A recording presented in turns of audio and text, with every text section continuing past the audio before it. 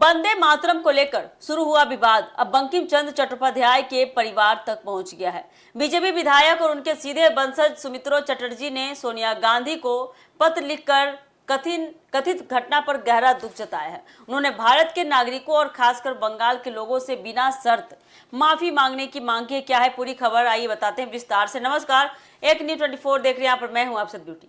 स्वतंत्रता दिवस के शुभ मौके पर कांग्रेस मुख्यालय में वंदे मातरम के गायन को लेकर शुरू हुआ विवाद अब लगातार बढ़ता जा रहा है। इस मामले में अब गीत के रचयिता बंकिम चंद्र चट्टोपाध्याय के सीधे वंशज और पश्चिम बंगाल के बीजेपी विधायक सुमित्रा चटर्जी ने कांग्रेस संसदीय दल की अध्यक्ष सोनिया गांधी को पत्र लिखा है। बता दें कि सुमित्रा चटर्जी ने पत्र में कथित घटना पर गहरा दुख जताते हुए सोनिया गांधी से बिना शर्त माफी मांगने की अपील की है।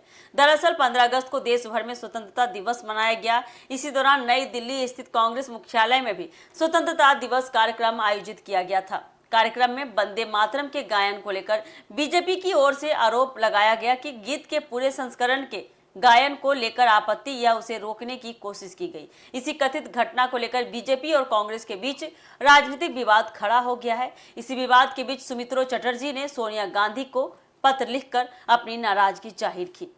रिपोर्टों के मुताबिक आपको बताते चले कि उन्होंने खुद को एक सामान्य नागरिक, देशभक्त और बंकिम चंद्र चट्टोपाध्याय का सीधा वंशज बताते हुए यह पत्र लिखा है। उनका कहना है कि वंदे मातरम केवल एक गीत नहीं है, बल्कि भारत के स्वतंत्रता आंदोलन और देश की राष्ट्रवादी चेतना से जुड़ा एक ऐतिहासिक प्रतीक भी है।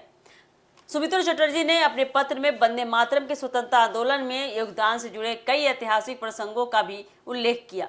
उन्होंने श्री अरविंद, खुदीराम बोस, बिपिन चंद्र पाल, सरला देवी चौधरानी और बाल गंगाधर तिलक जैसे स्वतंत्रता आंदोलन से जुड़े नामों का जिक्र करते हुए गीत के ऐतिहासिक महत्व को सामने रखा। उनका कहना है कि इस तरह के गीत के साथ कथित तौर पर हुई घटना से वह बेहद आहत हुई हैं।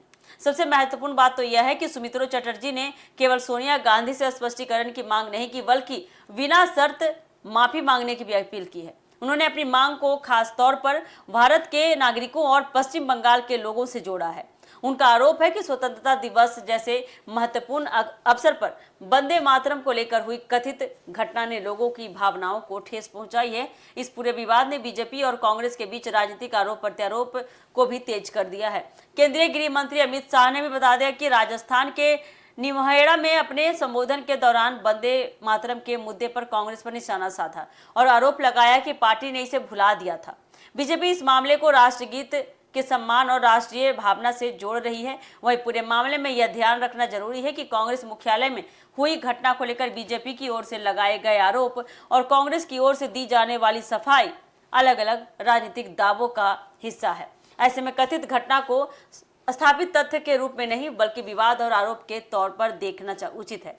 फिलहाल सुमित्रा चटर्जी के पत्र के बाद वंदे मातरम विवाद और गहरा गया है। अब राजनीतिक हलकों में सबसे बड़ा सवाल खड़ा हो रहा है कि सोनिया गांधी या कांग्रेस की ओर से इस मांग पर क्या प्रतिक्रिया सामने आती है, क्या माफी मांगी जाती है, देखना काफी दिलचस्प होने वाला है। तो यह थी अब तक की अपडेट। जिस तरह से 15 अगस्त के शुभ अवसर पे वंदे मातरम को लेकर कहा गया, कथित बात को लेकर इतना विवाद हुआ है। अब देखिए क्या सामने से प्रतिक्रिया आती है। फिलहाल के लिए आप देंगे इजाजत। धन्यवाद।